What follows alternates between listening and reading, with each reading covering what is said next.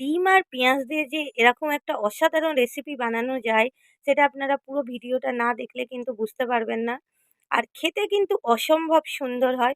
Please একবার হলেও আপনারা বাড়িতে ট্রাই করবেন। তাহলে ডিম আর পেঁয়াজ দিয়ে যে এরকম অসাধারণ রেসিপিটা বানিয়েছি, তাহলে কেমন করে বানিয়েছি ফুল প্রসেসিংটা দেখতে থাকি। আসসালামু আলাইকুম। আবার চলে এলাম নতুন একটা রেসিপি নিয়ে। আজকের রেসিপিটা হচ্ছে ডিম আর পেঁয়াজ দিয়ে। ডিম আর পেঁয়াজ দিয়ে আজকে আমি মজাদার একটা রেসিপি বানাবো। তার জন্য বেশি কিছু উপকরণের কোনো দরকার নেই। বাড়িতে থাকা উপকরণ দিয়ে এই রেসিপিটা কিন্তু হয়ে যায়। তার জন্য লাগবে এরকম একটু বড়, বড় সাইজের পেঁয়াজ, যেটার আমি খোলা ছাড়িয়ে নিয়েছি। আর মুখের পেছন দিকটা দেখুন, এরকম একটু বড় সাইজের আমি কেটে নিয়েছি। আর এই দিকটা কিন্তু আমি বেশি কাটিনি, এটাকে এরকমই রেখে দেবো। দিকটা কিন্তু একটু বেশি বড় করে কাটতে হবে। আর সামনের দিকটা কিন্তু জাস্ট খোলাটাকে ছাড়িয়ে দিয়ে এরকম রেখে দিতে হবে। দিয়ে আমি আপনাদেরকে দেখাচ্ছি পেঁয়াজ কাটিংটা কেমন করে করতে হবে। রান্নার সাথে যা যা উপকরণ লাগবে আমরা আস্তে আস্তে রান্না করার সময় দেখিয়ে দেবো। ফার্স্টে আমরা পেঁয়াজ কাটিংটা করে নিই। ডিম আর পেঁয়াজ দিয়ে যে এত মজাদার একটা রেসিপি হয়, আপনারা না খেলে কিন্তু বুঝতে পারবেন না। আমি এইখানে একটা চামচ নিয়েছি, আর জাস্ট চামচের পেছন দিকটা করে এরকম করে এরকম করে পেঁয়াজের ভেতরের দিকটা বার করে নিতে হবে, যেন পেঁয়াজটা কোনো মতে ফেটে না যায়, যেন পেঁয়াজটা গোটাই থাকে, বাট এরকম যেন পুরোটা এর ভেতর থেকে বেরিয়ে যায়। দেখুন আমি আপনাদেরকে কেটে দেখাচ্ছি।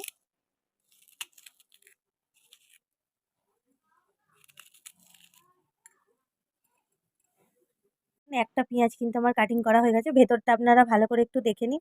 ভেতরটা কিন্তু সব আমি পেঁয়াজ বার করে নিয়েছি, বাট এরকম একটা দেখতে হয়েছে। আমি আরেকটা পেঁয়াজ এরকম করে কাটিং করে দেখাচ্ছি। দিয়ে এরকমভাবে আমরা সব পেঁয়াজগুলোই কেটে নেব। এটা খুব ইজি, একটু ধৈর্য নিয়ে করলেই এটা কিন্তু হয়ে যাবে। একটু ধৈর্য নিয়ে এটা করবেন। আর একটা পেঁয়াজ কেটে নিয়েছি। আর যে এই পেঁয়াজের বাড়তি অংশগুলো, এইগুলো কিন্তু আমাদের গ্রেভির জন্য কাজে লেগে যাবে। এগুলো আপনারা কিন্তু ফেলে দেবেন না। এবার চলুন আমরা তাহলে এরকম করে, দেখুন আমি সবকটা পেঁয়াজের কাটিং করে নিয়েছি। কিন্তু আমি সবকটা পেঁয়াজের কাটিং করে নিয়েছি। এবার আমরা ডিমটা ফাটিয়ে নেব। ডিমটা ফাটিয়ে নেব। এখানে আপনারা কম বেশি করে নিতে পারেন। আমি এই কটা পেঁয়াজের জন্য 2 খানা ডিম নিয়েছি। আপনারা চাইলে কম বেশি করে নিতে পারেন। তাহলে দুটো ডিমই আমি এরকমভাবে ফাটিয়ে দেব।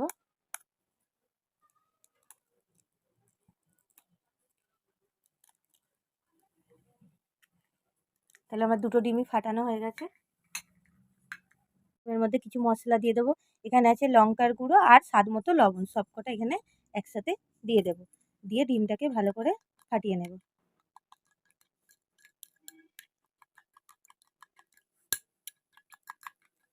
ডিমটা কিন্তু আমার ফাটানো হয়ে গেছে। এবার ডিমটা এই পেঁয়াজের মধ্যে দিয়ে দেব। এরকম চামচ নিয়েছি, দিয়ে ডিমটা ভালো করে এর মধ্যে ভরে দেব। এগুলো কিন্তু ধৈর্য নিয়ে একটু ভরবেন, আর বেশি ভরার দরকার নেই, কেন ডিমটা যখন আবার সেদ্ধ হবে তখন পড়ে যেতে পারে। ওই জন্য অল্প অল্প করেই এর মধ্যে ভরবো।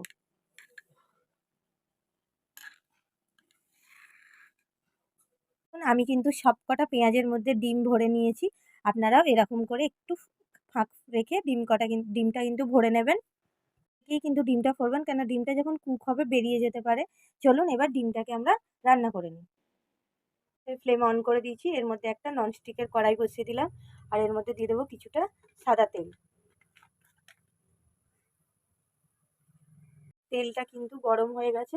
এবার এর মধ্যে এই ডিমের এগুলো বসিয়ে দেব।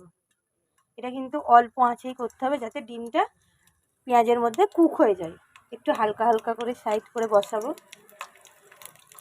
আর গ্যাসের ফ্লেমটা কিন্তু আস্তে করে দিয়েই এটা বসাতে হবে।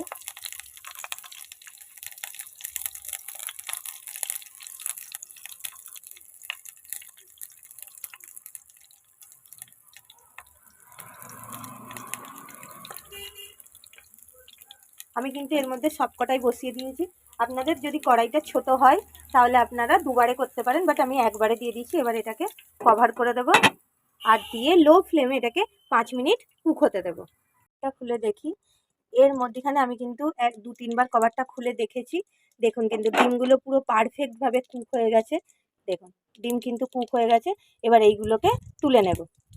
এগুলো কিন্তু এবার আমরা একে একে তুলে নেব।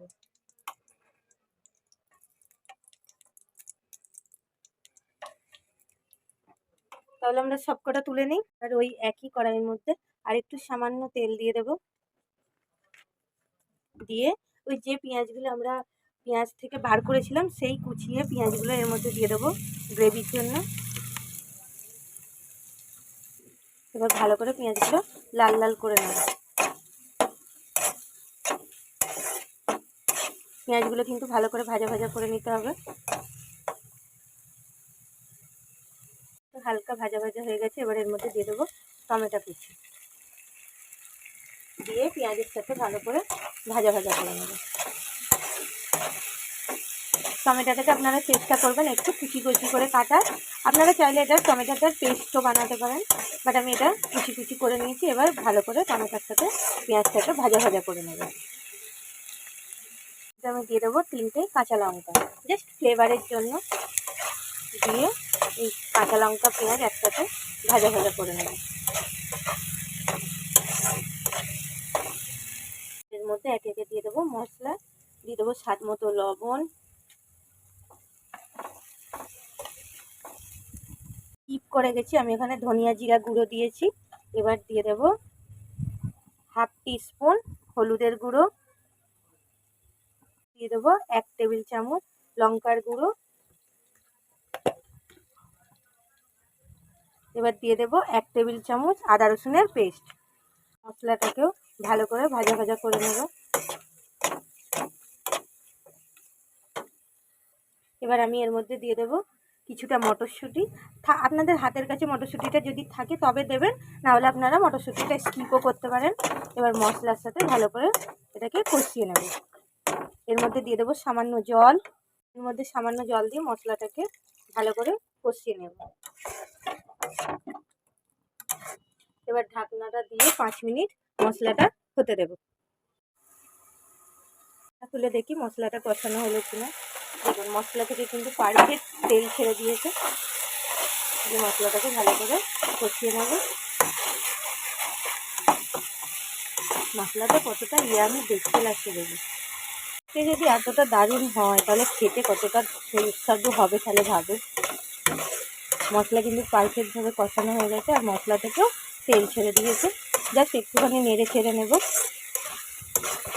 মশলার কাঁচা গন্ধটা চলে গেছে।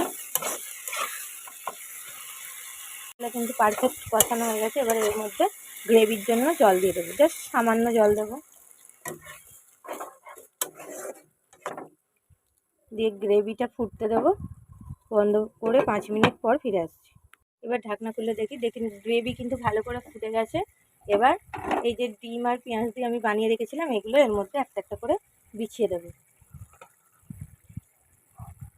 এগুলো কিন্তু বেশি কুক করার দরকার নেই, আমরা ভাজার সময় কিন্তু অলমোস্ট সবটাই কুক হয়ে গেছে। জাস্ট একটা একটা করে এর মধ্যে বিছিয়ে দেবো।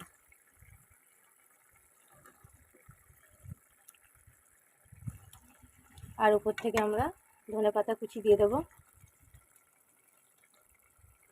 দিয়ে এবার এটাকে ঢাকনা দিয়ে জাস্ট 5 মিনিট এটাকে কুক করে নেব। খুলে দেখি, দেখুন অলমোস্ট ডান, কিন্তু রেসিপি অলমোস্ট ডান। এবার গ্যাসের ফ্লেমটা আমরা বন্ধ করে দেব। দেখুন কতটা ইয়ামি দেখতে হয়েছে দেখুন। এবার আমরা কিন্তু সার্ভ করে ফিরে আসব। 5 মিনিট এটাকে এমনি রেস্টে রেখে আমরা সার্ভ করে ফিরে আসছি। দেখুন সার্ভ করে ফিরে এসেছি, কতটা ইয়ামি দেখতে লাগছে, কিন্তু খেতে কিন্তু দুর্দান্ত হয়। একবার হলেও এই রেসিপিটা ট্রাই করবেন। সাদা ভাতের সাথে কিন্তু অসাধারণ লাগে এটা খেতে। আর রেসিপিটা ট্রাই করে প্লিজ কমেন্ট করে জানাবেন যে রেসিপিটা আপনাদের কেমন লেগেছে। তাহলে আবার ফিরে আসবো নতুন একটা রেসিপির সাথে। সুস্থ থাকবেন, ভালো থাকবেন, আল্লাহ হাফেজ।